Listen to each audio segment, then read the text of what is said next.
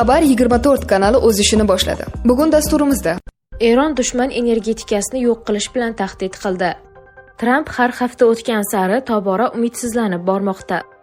Eronning kuchli zarbalari Isroilda og'ir oqibatlarga olib keldi. O'zbekistonda oltin qazib olish hajmi rekord darajaga ko'tarildi.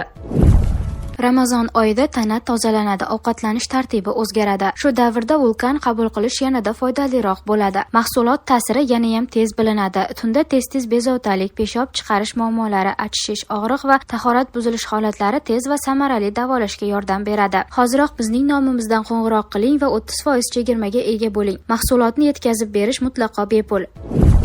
Eron dushman energetikasini yo'q qilish bilan tahdid qildi. IRIB ma'lumotiga ko'ra, Eron qurolli kuchlari vakili Xotam al-Anbiya neft inshootlariga qilingan hujumlarga javob sifatida dushmanning barcha energetik infratuzilmasi yo'q qilinishini bildirdi. Uning ta'kidlashicha, bu bayonot Eron janubidagi yoqilg'i energetika obyektlariga zarba bergan tomonlarga ogohlantirish hisoblanadi. Tramp har hafta o'tgan sari tobora umidsizlanib bormoqda. Birinchi hafta biz yutdik, ikkinchi hafta biz g'alaba qozonmoqdamiz, uchinchi hafta bizga yordam kerak, to'rtinchi hafta hech kim bizga yordam bermayapti, lekin haqiqat shundaki, bizga siz kerak emassiz. Eron Saudiya Arabistoni, Birlashgan Arab Amirliklari va Qatar aholisini ogohlantirdi. AQSh va Isroil tomonidan Eronning janubiy Parsdagi neft obyektlariga berilgan zarbalar ortidan Eron Islom inqilobi muhofizlari korpusi Saudiya Arabistoni, Birlashgan Arab Amirliklari va Qatar aholisiga murojaat qildi. Bayonotda ushbu davlatlar fuqarolari xavfsizlik nuqtai nazaridan neft obyektlaridan uzoq turishga chaqirilgan. Eronning kuchli zarbalari Isroilda og'ir oqibatlarga olib keldi. Yaqin Sharqdagi vaziyat yanada keskinlashdi. Eron tomonidan Isroilga nisbatan yirik raketaviy hujum amalga oshirilgani rasman e'lon qilindi. Bu amaliyot Ali Larijonining o'limiga javob sifatida baholanmoqda. O'tkazilgan harbiy operatsiya haqida Islom inqilobi qo'riqchilari korpusi ma'lumot berdi. Eronning Tasnim agentligi tarqatgan bayonotga ko'ra, hujumda zamonaviy va yuqori qudratli raketalar qo'llanilgan, jumladan bo'linadigan jangovar qismlarga ega bo'lgan Xorramshahr 4 va Qadr raketalari, shuningdek Emat va Shekan majmualari ishga solingan. Tehron rasmiylari ta'kidlashicha, operatsiya doirasida Isroil hududidagi 100 dan ortiq strategik obyektlar nishonga olingan. Bu esa hujumning miqyosi va jiddiyligini yanada yaqqol namoyon qildi. Fars agentligi manbalariga ko'ra, tungi hujumlar Isroil uchun so'nggi yillardagi eng og'ir va murakkab kechalardan biri sifatida baholanmoqda. Mamlakatning markaziy va shimoliy hududlarida kuchli portlashlar sodir bo'lgani, raketa qoldiqlari tushgani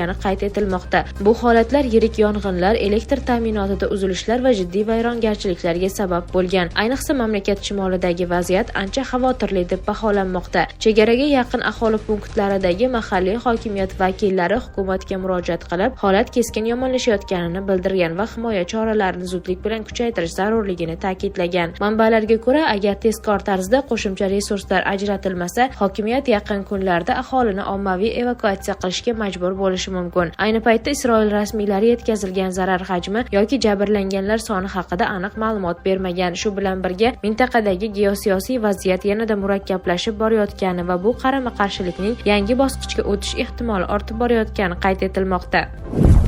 O'zbekistonda oltin qazib olish hajmi rekord darajaga ko'tarildi. Ma'lum qilinishicha, mustaqillikning dastlabki 25 yillik davrida oltin qazib olish hajmi 63 tonnadan 87 tonnaga, ya'ni 24 tonnaga o'sgan bo'lsa, so'nggi 9 yilda bu ko'rsatkich yana 31 tonnaga ko'paydi. Shuningdek, prezident O'zbekiston tog'-kon sanoatiga 10 milliard dollar miqdorida xorijiy sarmoya kiritilganini ma'lum qildi. Ushbu rivojlanish mamlakatning oltin ishlab chiqarish sohasidagi salohiyati va investitsiya imkoniyatlarini yanada kuchaytirdi. Bu esa iqtisodiyotdagi barqaror o'sish va mamlakat qimmatbaho resurslarini samarali foydalanish uchun katta imkoniyat yaratadi.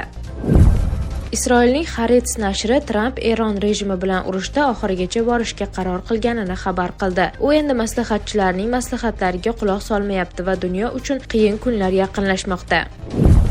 Eron AQSh va Isroilga qarshi yangi turdagi qurollardan foydalanmoqchi. Eron armiyasi AQSh va Isroilga qarshi amalga oshirilayotgan operatsiyalarda ilgari qo'llanilmagan yangi turdagi qurollardan foydalanishni rejalashtirayotganini ma'lum qildi. Eron armiyasi vakili Muhammad Akraminyaning ta'kidlashicha, yaqin kunlarda harbiy harakatlarda yangi qurollar ishga solinadi. Kelgusi kunlarda ilgari qo'llanilmagan qurollardan foydalanamiz, dedi Akramiya mahalliy CNN telekanaliga bergan intervyusida. Eslatib o'tamiz, 28 fevraldan boshlab AQSh va Isroil Isroil Eron hududidagi obyektlarga zarbalar berishni boshlagan. Tehron esa bunga javoban Isroil hududiga hamda Yaqin Sharqdagi AQSh harbiy obyektlariga zarbalar bermoqda. Shu tariqa tomonlar o'rtasidagi harbiy qarama-qarshilik yangi bosqichga o'tib, vaziyat yanada keskinlashmoqda. Rossiyadagi migrantlar uchun shoshilinch xabar. Davlat dumasi migrantlarning Rossiyada ishlashi uchun talablarni kuchaytiruvchi qonun loyihasini birinchi o'qishda qabul qildi. Ularning farzandlari 18 yoshga to'lgandan so'ng Rossiya Federatsiyasidan chiqib ketishlari yoki 30 kun ichida patent olishlari shart bo'ladi.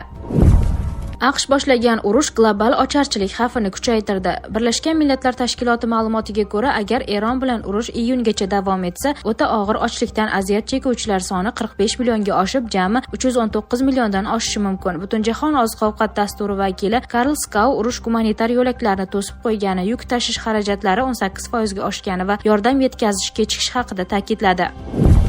AQSh va Isroil Eronga qarshi psixologik urushni boshlayapti. Isroil tomonidan Basish qo'mondoni general G'ulom Rizo Sulaymoniy hamda Eron Oliy milliy xavfsizlik kengashi kotibi Ali Larijoniy yo'q qilingani haqida xabarlar tarqatildi. Shu o'rinda savol tug'iladi: agar urushning birinchi kunidagi shunday urinishlar kutilgan natijani bermagan bo'lsa, nega bu taktika yana qo'llanilmoqda? Bu kabi nishonli yo'q qilishlar ortida quyidagi maqsadlar bo'lishi mumkin. Muzokaralar uchun sharoit yaratish, hozirgi qat'iy pozitsiyadagi rahbarlarni chetlatib, ular o'rniga zaifroq va boshqariladigan shaxslarni keltirish, mavjud rahbariyatni jazolash, AQSh va Isroilga qarshi ochiq qarshi turish uchun bosim o'tkazish, axborot va psixologik muhitni o'zgartirish, Benyamin Netanyahuning o'limi haqidagi mishmishlar ortidan kelib chiqqan salbiy fonni bartaraf etish. Bu harakatlar faqat harbiy emas, balki axborot va psixologik frontda ham bosimni kuchaytirishga qaratilgan bo'lishi mumkin. O'zbekiston Afg'onistonga 290 tonna hayitlik yubordi. 18-mart kuni O'zbekiston Respublikasi nomidan Afg'oniston xalqiga 290 tonnadan ziyod insonparvarlik yordami yetkazildi. Bu haqda O'zbekiston Tashqi ishlar vazirligi matbuot kotibi ma'lum qildi. Qayd etilishicha, mazkur ezgu tashabbus Ramazon hayiti munosabati bilan afg'on xalqini qo'llab-quvvatlash hamda ikki mamlakat o'rtasidagi yaqin qo'shnichilik va do'stona munosabatlarni yanada mustahkamlash maqsadida amalga oshirilgan. Umumiy og'irligi 290 tonnadan ziyod bo'lgan insonparvarlik yuki un, guruch, bug'doy, o'simlik yog'i, tez tayyorlanadigan oziq-ovqat mahsulotlari, makaron, qandolat va boshqa turdagi mahsulotlardan iborat. Insonparvarlik yukini rasman topshirish marosimi Hayraton shahrida bo'lib o'tgan. Marosimda so'zga chiqqan Balx viloyati gubernatori o'rinbosari Mavlaviy Abu Idris, Tashqi ishlar vazirligining Balx viloyati bo'linmasi rahbariyati, shuningdek Hayraton shahar hokimligi vakillari O'zbekiston Respublikasi prezidenti Shavkat Mirziyoyevga afg'on xalqiga doimiy yordam ko'rsatib kelinayotgan e'tibor, g'amxo'rlik, amaliy qo'llab-quvvatlash va birdamlik uchun samimiy minnatdorlik bildirgan. Tadbirda shuningdek O'zbekistonning Afg'onistondagi favqulodda va muxtor elchisi Oybek Usmonov hamda Surxondaryo viloyati hokimi Ulug'bek Qosimov ishtirok etgan.